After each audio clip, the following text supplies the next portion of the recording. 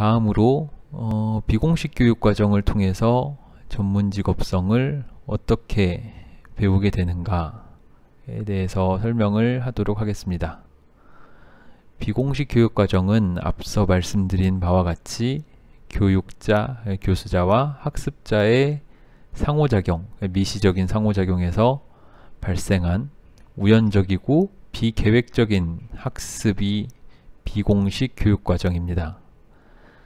그래서 전문직업성 교육이라는 관점에서 보면 학생은 교육자, 의과대학으로 치면 병원에 있는 여러 교수님들 혹은 여러분들이 1학기 때 만났던 여러 기초교수님들, 만나지 못했겠군요. 수업을 들었던 여러 기초교수님들의 태도나 어떤 스킬, 행동 이런 것들을 의식적으로 혹은 무의식적으로 모델링하면서 따라하면서 배우게 되는 거죠. 이런 식으로 교육자와 가르치는 사람과 배우는 사람이 다양한 방식으로 상호작용을 하고 그것이 롤모델링이 되어서 의식적, 무의식적 영향을 주게 됩니다. 그래서 많은 학자들이 이 롤모델링이야말로 보건의료 계열, 당연히 의과대학 학생을 포함하는 거죠. 보건의료 계열의 학생이 전문 직업성을 익히는, 함양하는 가장 중심적인, 핵심적인 수단이 된다고 얘기하고 있습니다. 그래서 그만큼 롤모델이라는 게 중요한 거고요. 그래서 롤모델은 모든 학습 환경에서 찾아볼 수 있습니다. 그러니까 학생 입장에서 만나는 대부분의 의사 혹은 교수들이 크든 작든 의식적이든 무의식적이든 롤모델로서 역할을 할 수 있다는 거죠. 여러분, 이 무의식적이라는 관점에서 여러분들이 학생 입장에서 생각해야 될 것은 여러분들이 의식하고 있지 않는 순간에조차 여러분들이 여러 상황에서 마주치는 교수 그리고 의사들이 여러분들의 롤모델로, 그것이 좋은 쪽이든 안 좋은 쪽이든 롤모델로서 작동하고 있다는 것을 생각하셔야 된다는 겁니다. 그래서 일반적으로는 롤모델이라고 하면 좀 긍정적인 느낌을 주는 단어가 되죠. 그래서 롤모델이라고 했을 때 내가 동일시하고자 하는, 내가 그렇게 되고자 하는, 그리고 내가 지니고 싶어하는 어떤 특징이나 자질을 가진, 그리고 내가 이루고자 하는 어떤 위치, 내가 도달하고자 하는 위치에 도달해 있는 사람을 롤모델이라고 부릅니다. 그래서 좋은 롤모델은 뭐 이런 모습들을 가지고 있는 분들을 보통 학생들은 긍정적인 롤모델로서 받아들이게 됩니다. 여러분들이 예를 들어 병원에 실습을 나갔는데 어떤 교수님이나 레지던트 선배라든가 아주 뛰어난 임상 역량, 임상 지식이나 술기나 뭐 판단력을 보여줬다. 그런 경우에 그분을 이제 좋은 롤모델이라고 인식하게 될 거고, 임상 이런 수업은 물론이고 또 어떤 임상 현장이라든가 혹은 비공식적으로 어떤 교수님들과 대화를 하는 그런 여러 다양한 상황에서 그 교수가 학생 중심적인 혹은 학생에게 이제 조금 더 학생 입장에서 뛰어난 교육 기술을 가지고 있다고 느껴질 때 그 사람을 좋은 롤모델로 인식하게 될 것입니다. 그리고 당연히 어떤 인성적으로 뛰어나신 그런 분을 만나게 된다면, 그런 의사를 보게 된다면 그때도 긍정적인 롤모델로서 여러분들이 그 어떤 누군가를 인식하게 되겠죠. 네, 그렇게 이제 좋은 롤모델이 분명히 존재하지만 반대로 당연히 학습자 혹은 학생에게 실망을 주는 롤모델도 분명히 있습니다. 당연히 학습자가 난 이런 모습을 배우고 싶은데, 내가 이상적으로 생각하는 모습은 이런 모습인데 그와 정반대의 행동을 보여주는 의사 내지는 의료진 혹은 뭐 그게 의사가 아니라 그냥 어떤 선배든 교수가 되었든 그런 경우가 분명히 존재하고 이미 그런 상황을 겪으셨을지도 모르겠습니다. 그렇게 실망을 주거나 혹은 부정적인 롤모델도 존재를 하고, 그래서 그런 롤모델을 보았을 때 학습자는 이제 다양한 반응을 보이게 되는데, 그 반응은 몇 가지 요인에 의해서 영향을 받게 됩니다. 하나는 그 롤모델이 가진 특성에 따라서 영향을 받게 되고, 또 학습자가 같은 롤모델을 봤더라도 학습자가 어떤 성격 혹은 어떤 특성을 가지느냐에 따라서 학습자의 반응이 달라질 수도 있고요. 또 중요한 게, 내가 학생 입장에서 그 롤모델을 따라했을 때 어떤 결과가 수반될 것인가를 생각하게 되고, 그게 당연히 롤모델을 본 학습자의 반응에 영향을 미치게 되지요. 그래서 롤모델의 특성, 학습자의 성격, 그리고 그 따라했을 때의 결과 등이 영향을 주게 되는데, 보통 롤모델이 더 높은 지위와 권력을 가지고 있을 때, 예를 들면은 어떤 병원에서 더 나이가 혹은 위계가 혹은 어떤 지위가 높은 경우에, 그렇지 않은 경우보다 학습자는 롤모델의 행동을 따라할 가능성이 높아진다 라고 합니다. 이게 늘 그런 건 아니겠지만, 아마도 주로 이제 위에 세 가지에 비춰본다면, 이제 롤모델의 특성 자체가 저런 행동으로 인하여 혹은 저런 행동에도 불구하고 어떤 저런 지위와 권력을 가졌다라고 생각하게 되게 만드는 게 있을 거고, 혹은 그렇게 저 높은 지위와 권력이 있는 사람의 행동이기 때문에 내가 비록 그리고 내가 그렇게 했을 때 그게 긍정적인 행동이든 롤모델의 부정적인 행동이든 그 뒤따르는 결과가 긍정적일 거라고 예상할 수 있어서 아마 더 행동을 따라할 가능성이 높아질지도 모르겠습니다.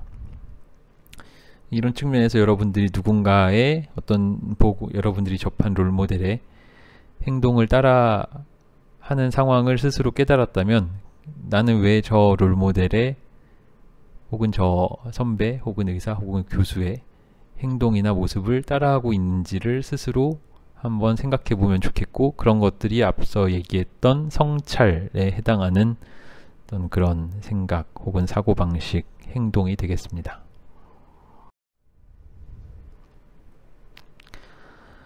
롤모델로부터의 학습을 하는 방법 중에 하나가 적극적인 관찰입니다. 그래서 롤모델을 이제 유심히 보고 롤모델의 행동을 면밀하게 관찰을 하는 거죠. 그렇게 관찰을 해서 하다 보면 무의식적으로 그 행동을 내가 수용하고 모방하게 될 수도 있고, 혹은 의식적으로 그 롤모델의 행동에 대해서 생각해 볼 수도 있게 될 것입니다. 그래서 내가 가지고 있는 어떤 정서나 가치를 롤모델의 행동과 비추어서 또 생각해 보는 거죠. 그래서 그 결과가 내가 평소에 가지고 있던 원칙이나 행동에 반영이 되고, 그래서 학습자는 내가 본 행동을 수용할 것인지, 그러니까 롤모델의 행동을 내가 한번 그대로 따라 해볼 것인지, 혹은 롤모델의 행동에 내가 저항할 것인지를 스스로 생각해서 판단하게 됩니다. 그래서 적극적으로 관찰했을 경우에 무의식적으로 수용하거나 모방할 수도 있지만, 의식적인 성찰 과정을 통해서 그 행동의 수용 여부를 판단하게 될 수도 있는 거고요. 따라서 여러분들은, 그러니까 학습자는 부정적 롤모델에 대해서 성찰해야 합니다. 부정적 롤모델을 봤을 때 그 롤모델에 대해서 생각해보고 왜 그러한 일이 생겼는지를 이해해서 그것이 나 자신의 전문 직업성이 바르게 길러질 수 있도록 혹은 적절한 방향으로 함양될 수 있도록 가이드하는 역할 혹은 그런 계기로 삼아야 할 것입니다.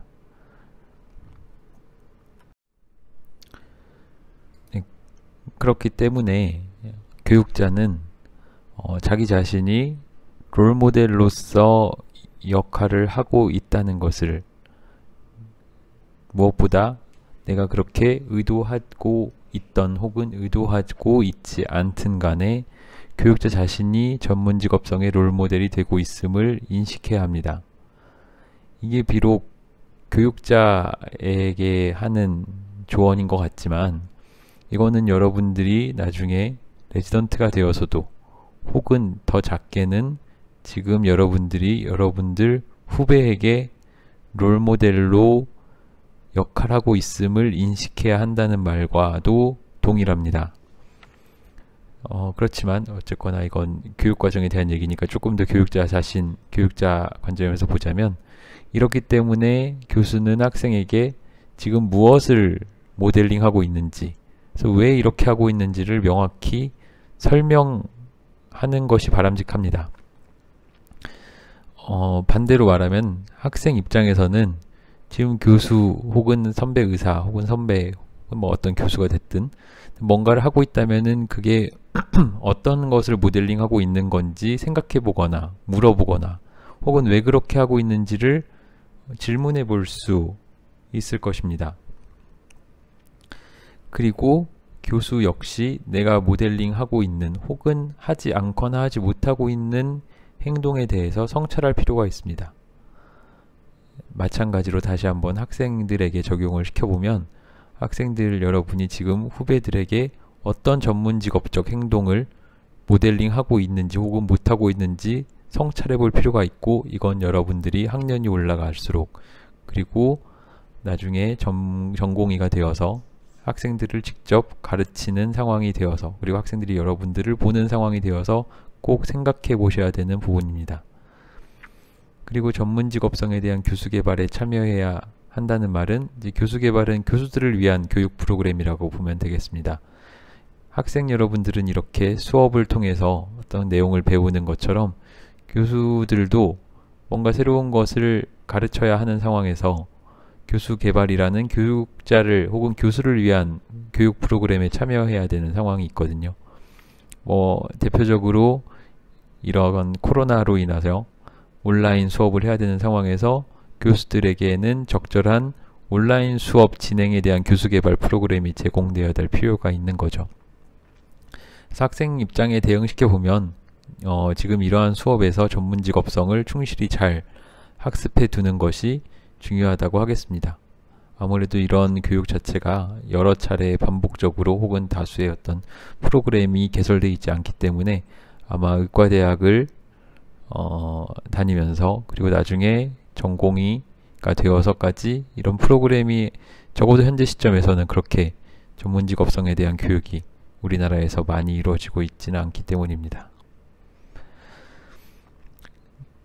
또 비공식 교육 과정에서 롤 모델링이 중요하기 때문에 효과적인 롤 모델링을 가로막는 어떤 조직이나 기관 혹은 제도적인 장애 요소를 찾아서 해소할 필요도 있습니다. 대표적으로 저자들은 교육에 투입하는 시간을 얘기를 하고 있고요. 어떤 롤 모델링을 통해서 학생들에게 적절한 교육이 제공되기 위해서는 그만큼 시간이 부족하다는 것 자체가 어떤 제도적 장애 요인으로 작동할 수 있기 때문일 것 같습니다.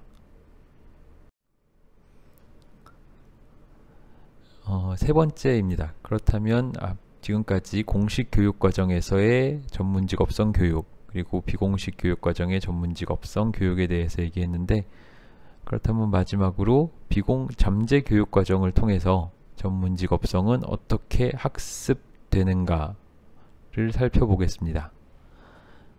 여러 차례 말씀드린 바와 같이 잠재 교육 과정은 제도적 혹은 기관의 구조와 문화의 형태로 존재합니다.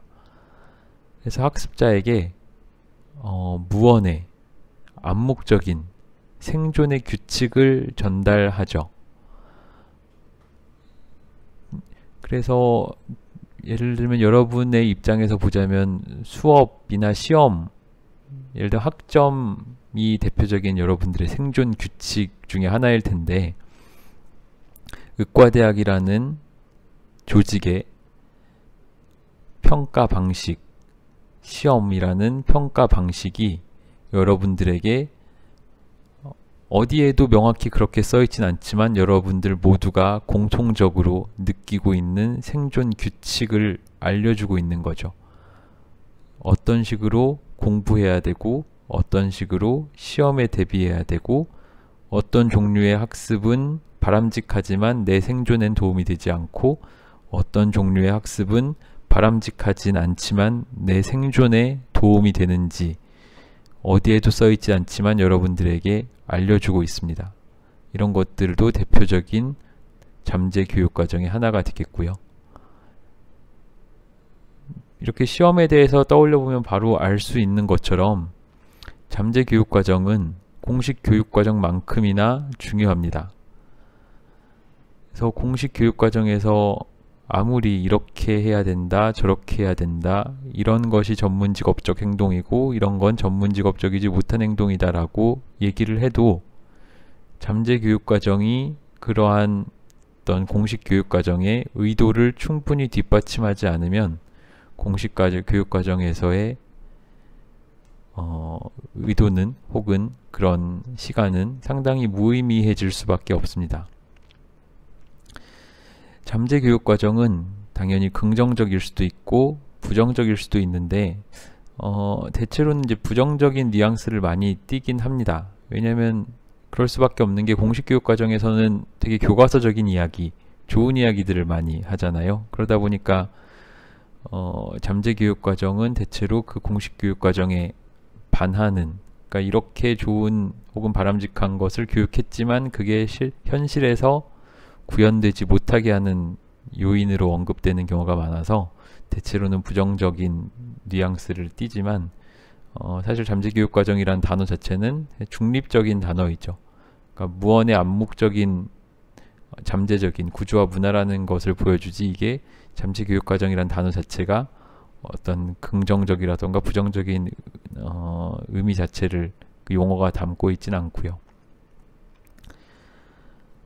그래서 학생의 입장에서 이 잠재 교육 과정을 생각해 보면 물론 이 정의와 설명처럼 조직, 그러니까 의과대학이라는 조직과 구조가 당연히 여러분들에게 상당한 영향을 미치고 그것들이 여러분들이 배우는 것 그리고 뭘 배워야 하는지에 대한 마음가짐에도 큰 영향을 미치지만 적어도 문화라는 측면에서 여러분들은 상당한 주도권을 쥘 수 있습니다. 특히나 학생들 사이에서의 문화, 학습 문화라는 측면에서 이 만약에 현재 우리 학교의 잠재 교육 과정이 부정적인 측면이 있다고 하면 여러분들에게 주어지는 학교 혹은 의대 혹은 병원 혹은 규칙, 학칙과 같은 제도를 여러분들이 다 바꿀 수는 없겠지만 적어도 학생들 사이에서의 문화와 관계,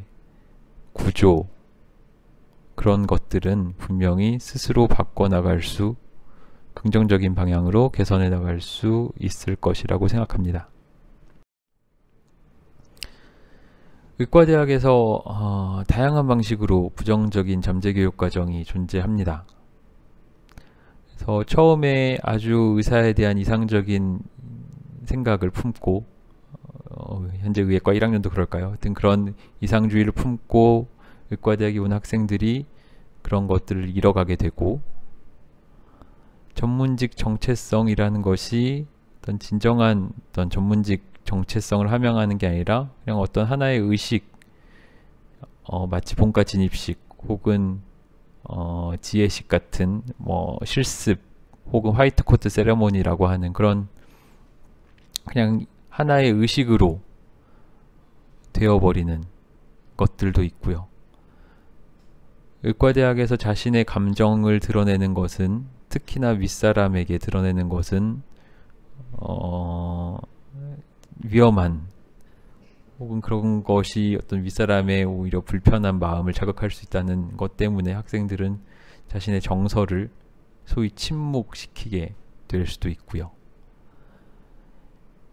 현실적인 문제 혹은 여러 가치가 상충하기 때문일 수도 있겠지만 어쨌거나 윤리적인 태도나 어떤 그런 자세가 의과대학을 다니면서 더 감소하기도 하고, 그의 반면에 위계, 학년간 위계 혹은 전공의 연차간 혹은 교수와 전공의와 학생 뭐 이런 것들 사이에서의 위계를 마치 자연스러운 것처럼 받아들이게 됩니다.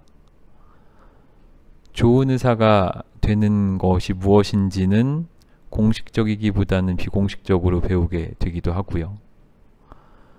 교육은 가끔 계획이 없어 보이기도 하고, 연구나 진료에 비해서 중요하게 여겨지지 않기도 하고, 학습 분위기는 대단히 경쟁적이죠.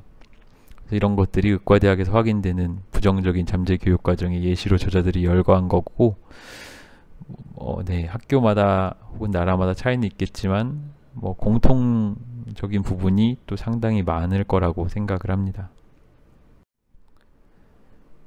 잠재교육과정의 중요한 요소 중에 하나는 물리적 환경, physical environment입니다. 그러니까 대표적으로 대학이나 병원의 시설이 되겠고요. 또 언어 역시 잠재교육과정의 중요한 부분을 차지합니다.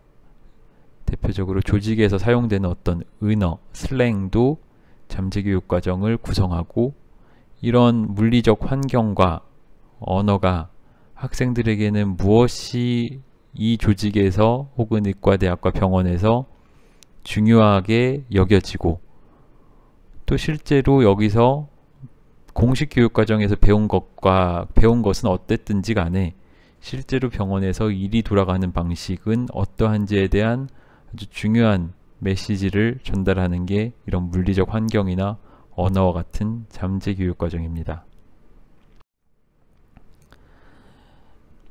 앞에서 얘기했던 거하고도 비슷하게 학생들은 강의실이라든가 과목의 배치라든가 시간표를 통해서 교육과정상에서 무엇이 가장 중요하고 무엇이 가장 대접받는지를 배웁니다. 아마 여러분도 시간표를 보면서 어쩌면 한 번도 그런 걸 생각해 본 적이 없을지 모르겠지만, 문득 시간표를 한번 낯설게 생소하게 바라보신다면 시간표는 상당히 많은 것을 함의하고 있습니다.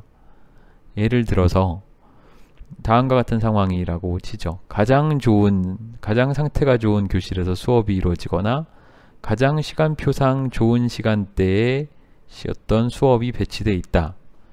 여기선 저자들은 기초과학이라고 했지만 그게 기초과학이든 아니든 특정 과목이 그렇게 배정되어 있다고 하면 학생들은 혹은 배우는 학습자 입장에서는 학교는 이 과목을 중요하게 여기는구나 라고 느끼고, 그런 메시지가 학생들에게 전달되는 거죠. 반대로 이 저자들은 전문직업성에 대해서 예를 들었습니다만, 만약에 전문직업성 수업이 아주 방치돼 있고 낡은 강의실에서 이루어지거나 시간표상에 배정된 수업 시간은 적고, 또 학생들이 출석을 하기보다는 이제 수업을 별로 듣고 싶지 않아지는, 이거야 이제 온라인 강의에서는 조금 다르겠지만 이런 식으로 인기 없는 시간대에 어떤 수업이 자꾸 배정이 된다면 학생들은 학교는 이 수업을 학생들이 굳이 안 들어도 크게 신경 쓰지 않는구나, 학교는 이 수업을 그다지 중요시하지 않는구나 라는 걸 금방 눈치챌 거라고 얘기하고 있습니다. 이거하고 똑같은 상황이 우리 학교에서 벌어진다는 건 아니지만, 아마 시간표를 이제 이러한 관점에서 보면 아마 조금 다른 것들이 눈에 들어올지도 모르겠습니다. 무언가가 얼만큼 있고 혹은 무언가는 아예 없기도 하고, 네, 그렇죠. 임상 현장에서는 물리적 환경이 또 중요한 메시지를 전달하기도 합니다. 예를 들어서 수업에서 환자의 존엄성이 중요하다라고 100번을 말해도 정작 병동에 갔더니 여러 개의 병상이 얇은 커튼 한 장으로 구분되어 있다는 걸 보게 되면 학생들은 적어도 병원에서는 환자의 존엄성이 다른 것들에 우선하여 강조되는 가치는 아니구나 라는 메시지를 스스로 그거를 인식하고 있든 인식하지 못하고 있든 그런 메시지가 전달되고 이제 정말 스며들게 되는 거죠. 이런 식으로 물리적 환경 역시 잠재 교육 과정으로서 아주 중요한 역할을 하게 됩니다.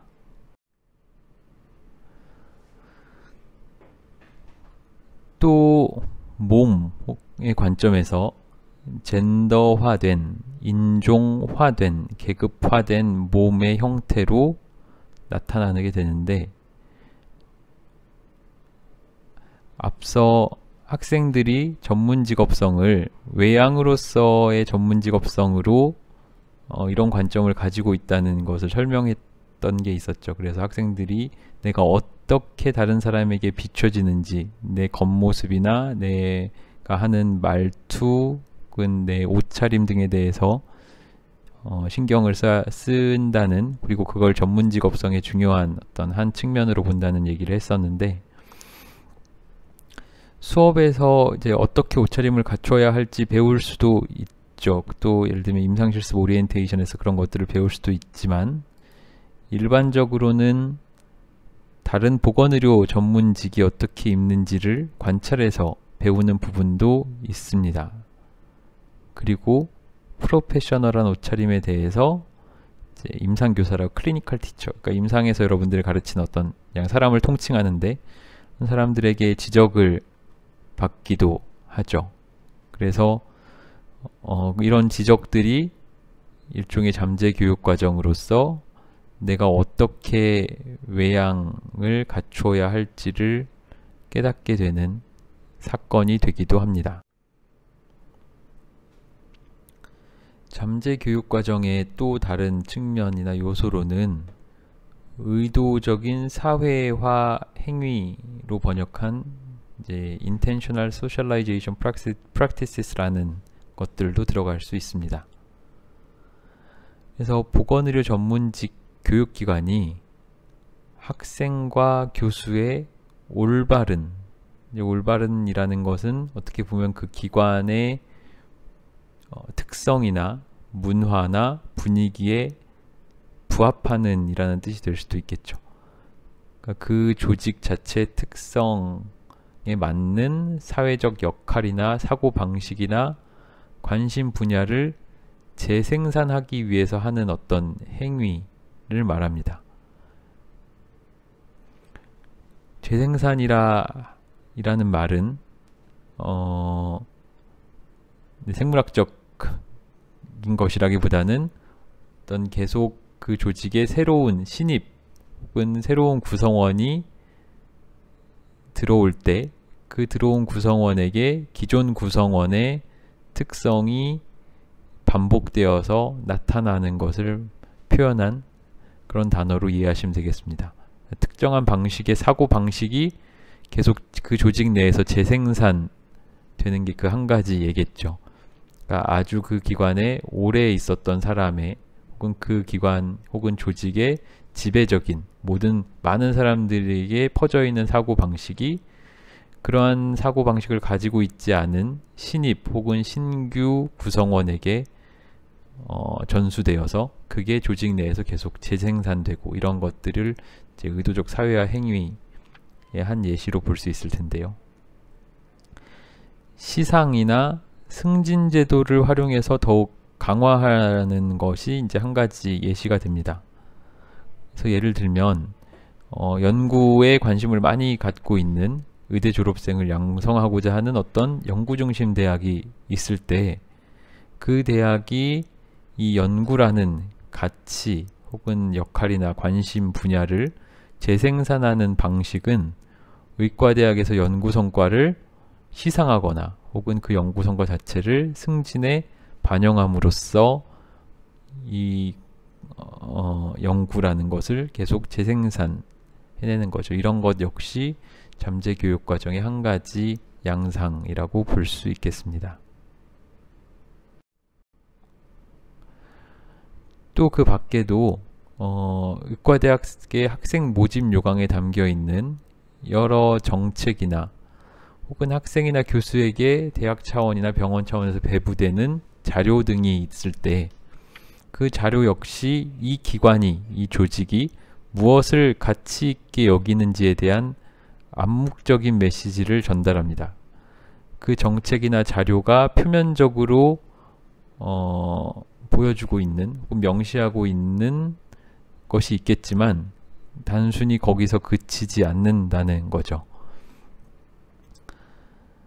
혹은 인류 중에 인류라는 어떤 메시지가 있다고 했을 때, 어떤 대학이 이런 메시지를 천명한다고 했을 때, 의사에 대해서 의사는 인류 중에 인류로서 다른 직군보다 우수하고 똑똑하며 사회적으로 가치 있다라는 메시지를 반복적으로 전달하게 되는 것이고, 이렇게 메시지를 전달함으로써 마치 어떤 전통적인 전문 직군 간 위계라고 하면 의사가 어떤 의료진의 어떤 위계에서 가장 꼭대기에 있고 다른 보건의료직은 그 의사보다 더 낮은 위계에 있다는 그런 전통적인 가치관이나 업무 분담의 방식, 혹은 그런 전통적인 형태에서 발생하는 갈등을 강화하는 방식으로 이런 메시지가 작동할 수 있다는 것도 다른 예가 되겠습니다. 이런 것들이 다 어떤 의도적 사회화 행위의 예시로서 잠재교육 과정이 작동하는 그런 예를 보여주고 있습니다. 이런 의도적 사회화 행위가 어쩌면 올바른 종류의 졸업생을 양성할 수 있을지 몰라도, 그러니까 이런 의도적 사회화 행위, 그러니까 앞에서 연구 업적에 대해서 혹은 연구 성과에 대해서 시상하고 그것을 승진, 만약에 혹시나 그것을 학생의 진급에 반영한다고 치죠. 그럼 그런 의도적 사회화 행위는 올바른이라고 할 때는 이제 절대적인 가치 기준에서 올바른이라기보다는 그 기관이 추구하는 가치나 지향에 부합하는을 뜻하는 게 더 맞을 겁니다.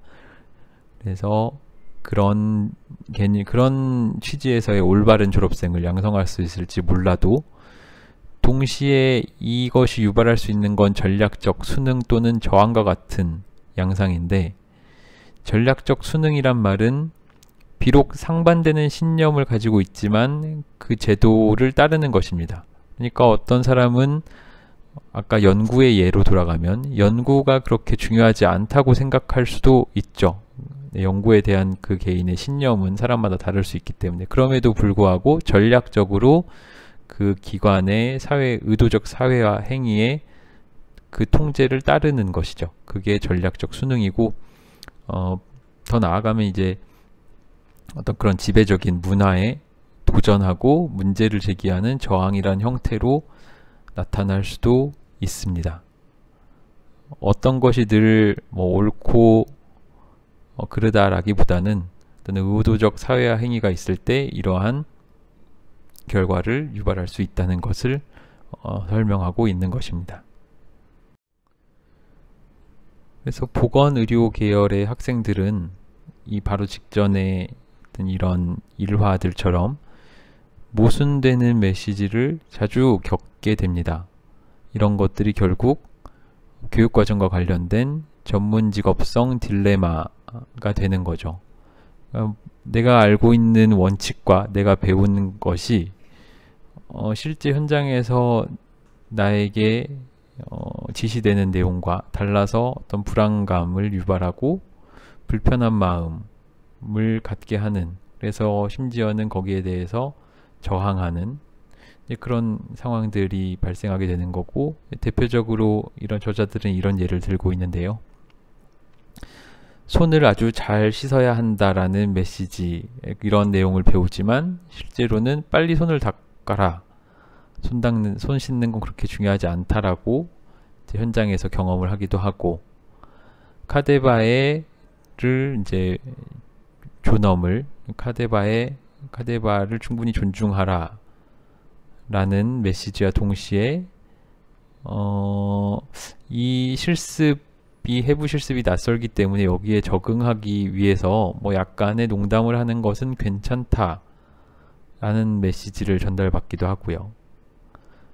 동료를 존중해라 라는 메시지와 더불어서 동료를 disrespect 해도 괜찮다라는 암묵적인 메시지를 전달받기도 합니다. 또 환자 중심적인 의사소통 기술을 써야 된다 라는 메시지와 함께 환자를 빨리 보려면 의사 중심의 의사소통 기술을 쓰는 게 필요하다는 메시지를 전달받기도 하고요.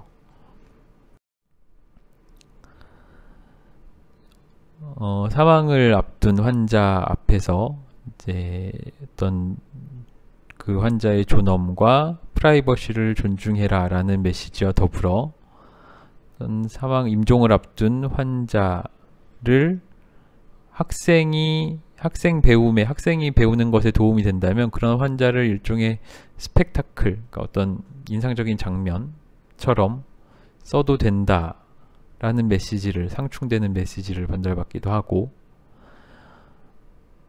학생들은 선생님들로부터, 교수로부터 존중받을 자격이 있다라는 말과 함께 어떤 가르치는 사람의 입장에서 일종의 배움, 학습 프로세스, 그러니까 더 배우게 하기 위한 수단으로 학생을 조금 무시하거나 일종의 디스리스펙트 해도 된다라는 메시지를 같이 받기도 합니다.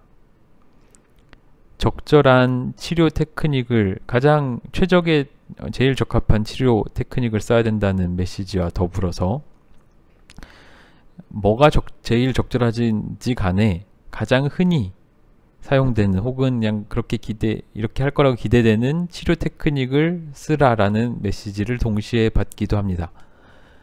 이렇게 책에서 예로 든 것 말고도 아마 학생들은 지금까지 혹은 앞으로 배우는 과정에서 다양한 상충되는 메시지를 전달받으리라 생각합니다.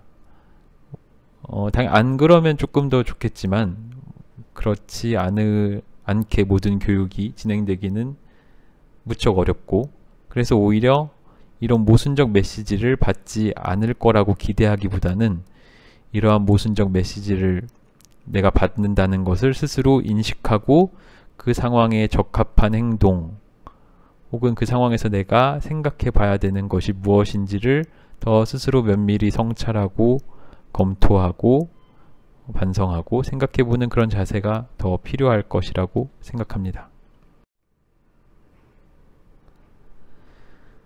이러한 교육과정과 관련된 전문직업성 딜레마의 가장 큰 원인은 명시적으로 교육받는 것, 그러니까 일이 되어야만 하는 어떤 원칙적인 이론적인 방식과 실제로 현장에서 일이 돌아가는 방식 사이에 근본적인 단절과 모순이 혹은 부조화가 존재하기 때문입니다.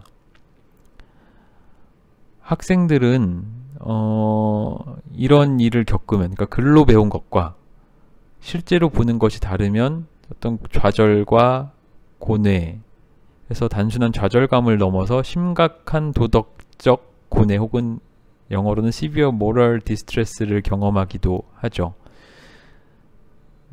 그리고 특히 윤리적으로 옳은 행동이 무엇인지 아는데 그렇게 하지 못했을 때 더욱 그럴 겁니다. 이미 이런 일들을 겪으셨을 수도 있고요. 앞으로, 그리고 임상실습 내지는 수련을 받으면서 더 자주 경험할 수 있을지도 모르겠습니다.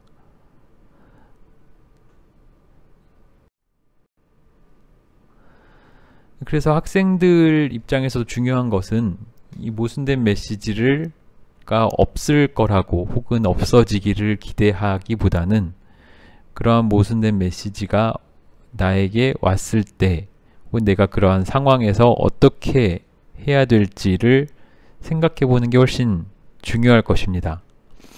그래서 모든 의료인이 조직의 가치와 합의된 정의에 따라서 행동하여, 그러니까 말하자면 모든 의료인이 아주 이상적으로 원칙, 원리, 가치, 이상 거기에 맞춰서 행동해서 학생이 교과서로 배운 것과 학생이 실제 현장에서 보는 것의 격차가 없어지는 것은 실현 가능한 대안이 될 수 없고 그럴 거라고 기대할 수 없기 때문에 이 모든 모순을 완전히 제거하기보다는 학생 입장에서는 그러한 모순된 메시지가 왔을 때 적절하게 다룰 수 있도록 공식, 비공식, 잠재 교육과정 사이의 단절을 재연결할 수 있도록 돕는 게 교육자의 역할이라고 이 책에서는 얘기하고 있고요. 물론 이게 교육자의 역할이기도 하지만 아마 학생 여러분들 스스로도 서로의 어떤 협력과 연대를 통해서 이 단절을 어떻게 재연결할 수 있을지를 학생들도 직접 고민해 봐야 된다고 생각합니다. 당연히 그리고 그렇게 하기 위해서는 공식 교육과정 내에서 전문직업적 딜레마에 대해 토론할 수 있는 자리가 있어야 하고요. 이런 것들을 여러분들이 임상실습을 할 때라든가 뭐 꼭 임상실습이 아니라도 이런 전문직업적 딜레마는 강의실 수업에서도 어느 정도 느낄 수 있고 여러분 앞에서는 해부학 실습에 대한 예시가 나왔듯이 그런 것들도 여러분들에게 전문직업적 딜레마처럼 이제 작동할 수 있습니다. 따라서 어떤 교육의 단계, 그러니까 임상실습 전이냐 후냐 이런 게 중요하다기보다는 그런 전문직업성에 대한 전문직업적 딜레마를 여러분들이 서로 토론할 수 있는 공식적인 수업에 있으면 가장 좋을 거고요. 현실적으로 그럴 수 없다면 아마 여러분 스스로라도 그런 자리를 만들어낼 수 있으면 좋겠습니다. 이상입니다. 경청해 주셔서 감사합니다.